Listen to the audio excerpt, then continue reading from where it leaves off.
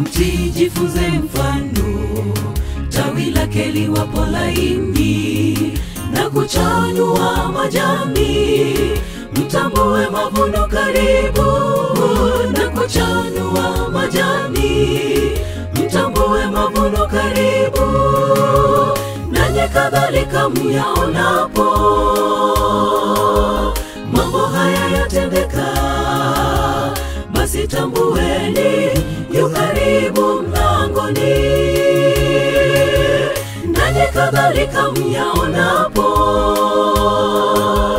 mambo haya yatendeka, basi tambueni yu karibu mlangoni.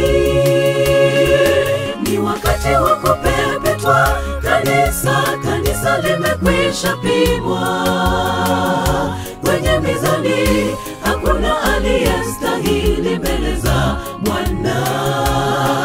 Ni wakati wa kupepetwa kanisa, kanisa limekwisha pimwa kwenye mizani. Hakuna aliyestahili. Ni wakati wa kupepetwa kanisa, kanisa limekwisha pimwa kwenye mizani. Hakuna aliyestahili mbele za Bwana. Ni wakati wa kupepetwa kanisa, kanisa limekwisha pimwa kwenye mizani. Hakuna aliyestahili.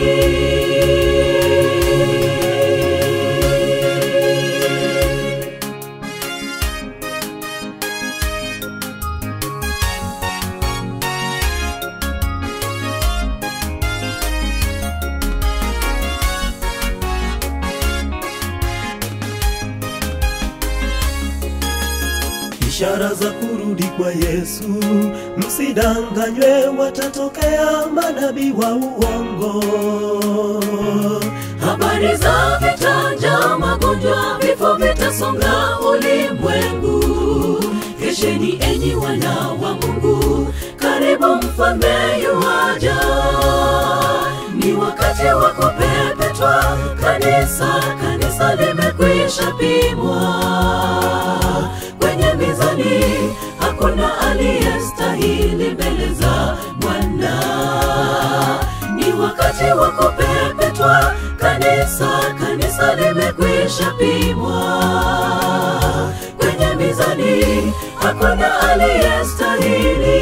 Tuzishike sheria za Mungu. Ni wakati wa kupepetwa kanisa, kanisa limekwisha pimwa. Sabato ni msingi kwenye mizani. Hakuna aliyestahili mbele za Bwana.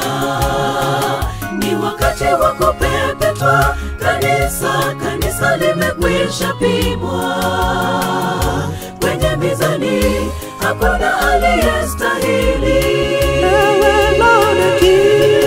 Ni wakati wa kupepetwa kanisa, kanisa limekwisha pimwa kwenye mizani. Hakuna aliyestahili mbele za Bwana. Ni wakati wa kupepetwa kanisa, kanisa limekwisha pimwa kwenye mizani. Hakuna aliyestahili.